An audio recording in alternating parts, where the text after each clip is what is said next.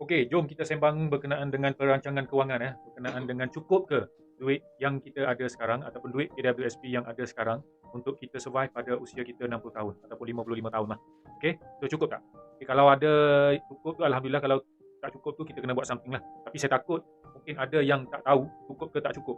Okey, dia tak ada macam satu indikator ataupun satu kira-kira yang menunjukkan bahawasanya bila masa dia pencen berusia 60 ataupun 55 tahun, okay, dia dah tak perlu kerja dan dia boleh guna duit tu sehingga dia umur 80. Sebab basically umur 80 ni kita kira dah macam dah umur kita umur 80 ni kita dah selamat dah ada di alam lain. Okey. So kita boleh saja buat sampai umur 100 tahun, tapi saya cut sampai umur 80. So apa yang saya nak tunjukkan hari ini ialah cukup ke tak cukup duit KWSP kita, ataupun kalau yang tak ada KWSP berapa yang sepatutnya duit yang kena ada masa dia pencen dan dia tak perlu bekerja lagi. Okey. So benda ni kalau saya tanya rata-rata cakap, "Oh, aku kena ada 500,000 baru cukup kot," ataupun "Aku kena ada 1 juta baru cukup." Okey, tapi itu rasa saja. Tapi saya come up dengan satu indikator yang mana kita boleh tengoklah sama ada berapa yang kita sepatutnya ada bila kita mencecah usia 60 tahun supaya kita tak perlu bekerja pada usia pencen lah. Okey, apa yang saya buat dekat sini, pertama sekali saya ada tunjukkan graf lah dekat sini. Yang mana graf ini menunjukkan perbandingan nilai duit semasa sebabkan inflasi mengikut tahun lah. Ini anggaran. Saya assume okey, inflasi berada pada tahap yang competence ataupun tahap yang okey, yang mana 2.5% setiap tahun. Okey, so maksudnya dekat sini, katalah saya dekat sini saya tunjukkan nilai duit pada tahun 2024 adalah RM100, RM100 yang ini. Okey, RM100 yang ini, kalau boleh nampak saya besarkan sikit. Okey, kalau boleh tengok. Sambung balik. So di mana pada 2024 katalah duit kita bernilai RM100. So dengan RM100 ni kita rasa dah cukup untuk kita survive sehari. Contohnya kita boleh makan, kita boleh isi minyak kereta, kita boleh beli barang dapur sikit. Okey, lepas tu adalah belanja-belanja lain sikit. So katalah kita rangkumkan pada 2024 ni duit RM100 sehari perbelanjaan kita. Ini bergantung kepada individu lah. Ada orang 50, ada orang 80, ada orang 100, ada orang 200, ada orang 1000. So bergantung. So saya ambil yang secara normal saja. Katalah kita belanja RM100 pada hari ini, yang mana nilai hari ini RM100 dan kita dapat beli barang dengan berharga RM100 lah. Okey, so dekat sini saya nak apa yang saya cuba sampaikan, kita tak pasti sama ada kita boleh berbelanja dengan RM100 dan dapat barang yang sama pada tahun-tahun yang akan datang. Tapi sebenarnya hakikatnya, perasan tak kalau kita perasan kalau dulu kita pergi shopping lah, kita pergi shopping RM50 kita dah dapat orang kata satu troli dululah, mungkin 20 tahun lepas ataupun 20-30 tahun lepas dengan RM50 kita dah boleh beli RM50 kita dah beli satu troli dah boleh penuhkan satu troli. Tapi perasan tak hari ini bila kita bawa duit RM100 baru kita dapat penuhkan troli. Okey, katalah RM100 hari ini dapat penuh satu troli. Bayangkan kalaulah lagi 30 tahun akan datang dengan RM100 hari ini, sama tak kita boleh beli apa yang hari ini? Sudah pasti tak sama. Sebab apa? Sebab inflasi. So kita terpaksa keluarkan lebih duit, maksudnya untuk dapatkan kuantiti yang sama. Itulah yang dipanggil inflasi.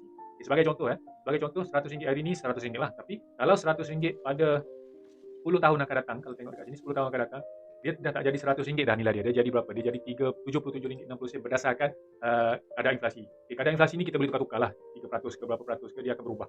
Okay, so saya ambil dekat sini 2.5%. So pada tahun yang ke-10, okay, nilai duit RM100 dah tak jadi RM100, dah jadi RM77.63. Dan berapa sepatutnya kita keluar pada masa itu untuk nilai hari ini RM100? Ini duit yang kita bayar, RM122. Okey, so maksudnya katalah pada masa ni RM122, so sebulan kita perlukan berapa? Okey, sebulan kita perlukan lebih kurang RM3,660 untuk kita belanja sama seperti hari ini.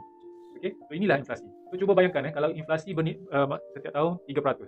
Okey, kalau 3% tengok dah jadi RM126. Kita terpaksa keluarkan RM126 untuk barang yang berharga RM100 hari ini. Okey, tuan-tuan bayangkan. So macam mana kita nak pastikan yang bila kita dah pencen nanti, kita boleh survive tanpa kita perlu bekerja. Ini yang saya nak tunjukkan dekat sini. Okey? Sebagai contoh, kalau kita tengok graf yang saya boleh tunjukkan dekat sini. Ini pada 2024 dan bermula dengan 2025. So kalau tuan-tuan tengok, ini adalah RM100, yang kuning ini adalah RM100.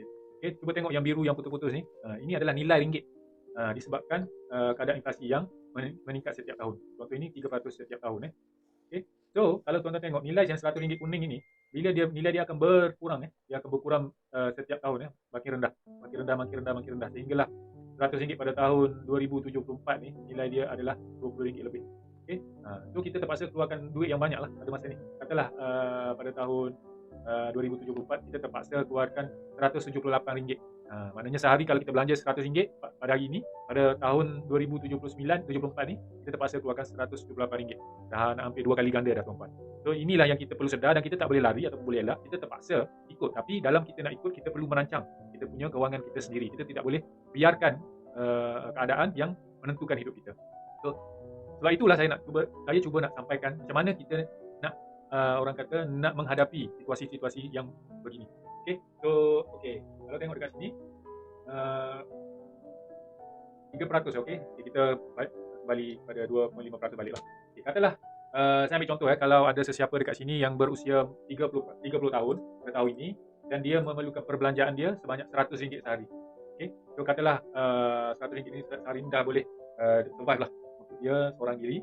So berapa yang dia perlu simpan bermula hari ini kita nak merancang bagaimana duit yang kita ada untuk kita simpan ataupun kita simpan. Ini bukan nak buat pelaburan, ini untuk kita simpan supaya pada usia 60 tahun ataupun pada usia yang kita pencen nanti, kita dah tak perlu bekerja dah. Okey, so dekat sini bila katalah contoh perempuan berumur 30 tahun dan perlukan belanja RM100 sehari. So apa yang saya nak tunjukkan dekat sini ialah berapa yang sepatutnya kita perlu simpan. Katalah contoh tuan-tuan sekarang bekerja dan sekarang berumur 30 dan dalam KWSP dah ada 50,000 dah. Okey, dah ada 50,000. So kita assume EPF ataupun KWSP dia punya dividen secara constant ataupun dia ada naik turun lah. Okey, kita letak 4%. So pada usia 60 tahun dia dah ada 168,000. Bila dia pencen dia akan ada 168,000. Okey. So jumlah dia akan simpan sebanyak 30 tahun lah. Okay. So sekarang ni kita nak tahu berapa yang harusnya kita simpan setiap bulan untuk kita survive sampai kita mati. Okay. Berapa kita perlu simpan pada hari ini, bermula pada hari ini untuk kita survive pada usia 60 tanpa kita perlu bekerja. Okay. Masa 60 tu kita dah ada KWSP dah pasti pada saya tak cukup. Kalau belanja RM100 hari ini dan memerlukan RM100 hari ini untuk survive, saya rasa tak cukup. Tapi ada yang cukup, kita tengok. Sebab tu kita nak study, kita nak buat postmortem berapa yang sepatutnya kita simpan. So katalah si A tadi, okay, dia berumur 30 dan dia perlu simpan sebanyak 700, katalah dia boleh simpan sebanyak RM200 sebulan. Okay, RM200 sebulan. Okay, bila dia simpan RM200 sebulan, kalau kita tengok dekat sini, bila dia berumur 60 tahun, jumlah simpanan dia adalah RM167,000. Okay, RM167,000. Okay, campur dengan TPF yang dia ada, okay, berjumlah RM336,000. So 300, katalah bila pencen RM336,000 ni cukup tak untuk dia belanja daripada umur 60 sampai umur 80. So dekat sini, katalah yang A tadi dia belanja, dia kata RM100 dah cukup hari ini. Okay? So bila kita tengok dekat sini, bila dia start umur 60, okay, dia akan belanja, dia ada simpanan sebanyak RM336,000 dalam KWSP dan dia dah simpan selama dia berumur 30 tahun sampai umur 60 tahun. So dia ada RM336,000. So RM336,000 ni dia terpaksa letak dekat satu platform untuk dia beranakkan duit tu supaya dia tak perlu bekerja. Contoh, dia letak dekat instrumen ASB ke, okay, yang bagi pulangan kita ambil assume 5% tahun. So survival duration dia 21 tahun lah sampai umur 80. Okay, dengan kadar inflasi kita ambil purata 2.5%. So pada tahun yang ke-60 ataupun pada usia 60 tahun dia ada RM336,000. Okay, so RM336,000 ni assume 5% dividen, dia akan dapat RM16,804. Okay, ni dividen dia. Tapi dia punya expenses RM55,000. Okay, RM55,000 kenapa RM55,000? Sebab 100 hari ni dengan 130 tahun akan datang dah tak sama nilai dia. Dia terpaksa keluarkan duit yang lebih. Mungkin 30 tahun yang akan datang dia punya RM100, nilai RM100 ni adalah dah kena buat keluar RM153. Sebab tu dia jadi RM55,000. Okay. So dekat sini RM55,000 bermakna sebulan dia memerlukan setahun dia memerlukan RM55,000. So RM55,000, okay, bagi dengan 12 lebih kurang RM4,500 dia perlukan sebulan. Okay. So dia ada duit RM336,000, dia dapat dividen, dia keluarkan RM55,000, tinggal lagi RM297,000. Ini dia tak perlu bekerja. So setiap tahun dia hanya keluarkan dividen saja. Dia keluar sepanjang tahun dan akhirnya okay, kalau tengok dekat sini dah negatif. Okay, pada umur dia 66 tahun dah habis duit dah. Okay, dah habis dah duit dia. Dia dah tak boleh keluarkan dah. Okay, dah negatif. So maksudnya apa? Maksudnya dia tak boleh simpan RM200 sebulan. Okay, berapa yang sepatutnya dia kena simpan ataupun berapa yang sepatutnya dia kena sediakan duit pada usia 60 tahun. Okay, katalah 500 pun tak boleh, masih lagi tak cukup, shortage RM400,000 lebih. Kalau 700, okay, 700 okey. So bermula hari ini dia terpaksa simpan RM700 untuk dia kekal boleh pencen, dapat makan dividen sampai umur 80 tahun. Okay, maksudnya apa? Dia kena sediakan sekurang-kurangnya RM754,000. Bila nak pencen, tak nak bekerja, nak pergi masjid je, dia kena pastikan dia kena ada RM754,000. So, kalau dia tak ada RM754,000, dia kena pandai-pandai lah, dia kena bekerja ke, ataupun dia kena mengharap ihsan daripada anak-anak kalau ada anak. Itu pun kalau anak yang dapat bagi duit bulan-bulan dekat dia lah. Kalau anak tak dapat bagi, so dia kena sediakan RM754,000 untuk membolehkan dia tidak bekerja dan hanya makan dividen saja. Okay? So, tuan-tuan boleh tanya diri sendiri sama ada RM754,000 ni boleh sediakan tak pada umur 60 tahun. Okey, kalau dia dapat sediakan RM754,000, dia punya cash flow, setiap tahun dia keluarkan dia dapat RM37,000, okay, dia keluarkan ni, dia makin kurang kan. Okay, masih selama pada tahun yang pada umur 70, dia dah ada duit lagi RM40,000 lebih. Okay, setiap tahun dia keluarkan ni lah belanja dia. Sebab ini dia perlu survive, dia perlu makan. Ini nilai ini orang kata bergerak seiring dengan keadaan semasa, keadaan inflasi semasa.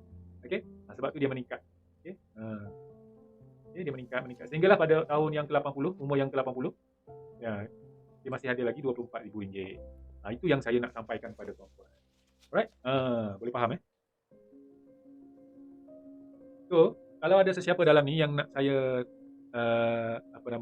kita boleh berinteraksi, kita boleh check berapa dia punya keperluan masa dia pencen nanti. Just bagi tahu umur saja. Just bagi tahu umur pada hari ini umur berapa, dan saya on the spot saya boleh bagi tahu berapa nilai duit yang sepatutnya dia simpan bermula hari ini sehinggalah dia umur 60 tahun, dan berapa amount yang dia sepatutnya kumpul pada usia 60 tahun untuk dia pencen dengan aman.